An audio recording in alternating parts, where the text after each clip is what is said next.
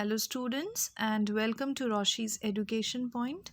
आज हम बात करेंगे मोहक हिंदी व्याकरण कक्षा 3 पाठ 12। पाठ का नाम है पर्यायवाची।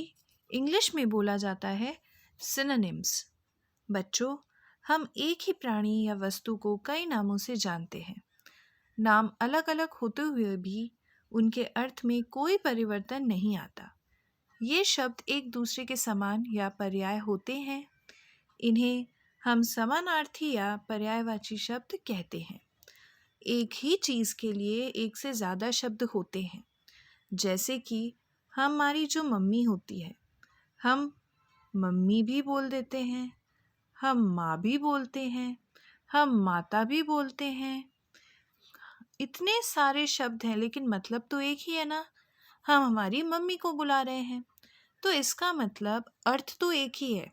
सामान एक ही है, प्राणी एक है, वस्तु एक है, लेकिन उसको पहचानने के लिए हमने बहुत से नाम दे रखे हैं।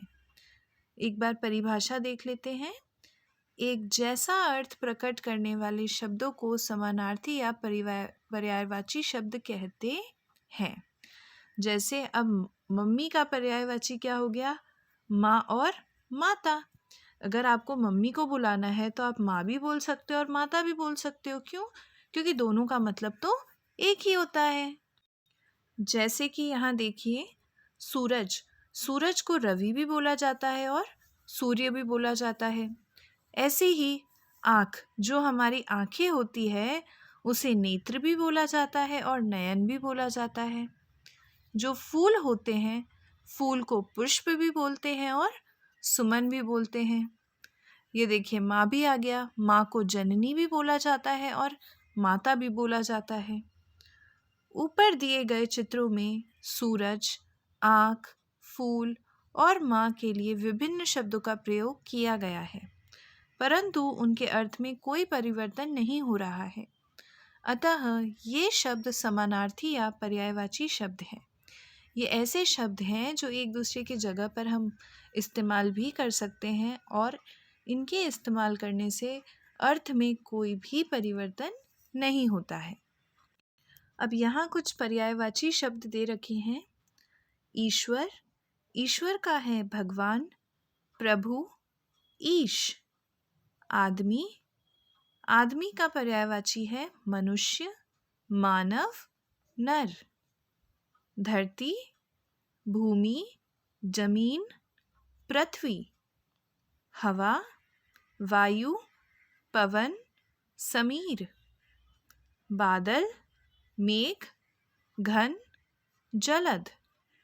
पानी, जल, वारी, नीर। पेड़, वृक्ष, तरु, विटप। रात, रात्रि, निशा, रजनी। नदी, सरिता, तटिनी, तरंगिनी। सूर्य, सूरज, भानु, रवि। चांद, शशि, राकेश, चंद्रमा। मित्र, दोस्त, सखा, साथी। पक्षी, खग, विहग, पंछी। झंडा, ध्वज, पताका, ध्वजा। घर, ग्रह, भवन, आलय। बेटा, लड़का, पुत्र, सुत। संसार, दुनिया, जगत, विश्व। कमल, पंकज, नीरज, जलज। औरत, स्त्री, महिला, नारी। दिन, दिवस, वार, दिवा।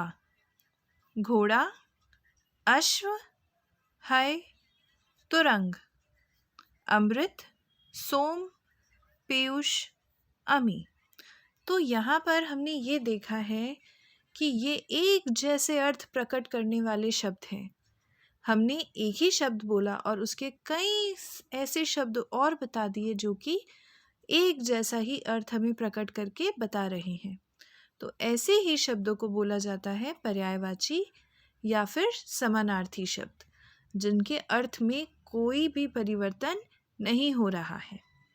यही था आपका पाठ। अगर कुछ समझ नहीं आया हो तो मुझे कमेंट सेक्शन में ज़रूर पूछिए। धन्यवाद।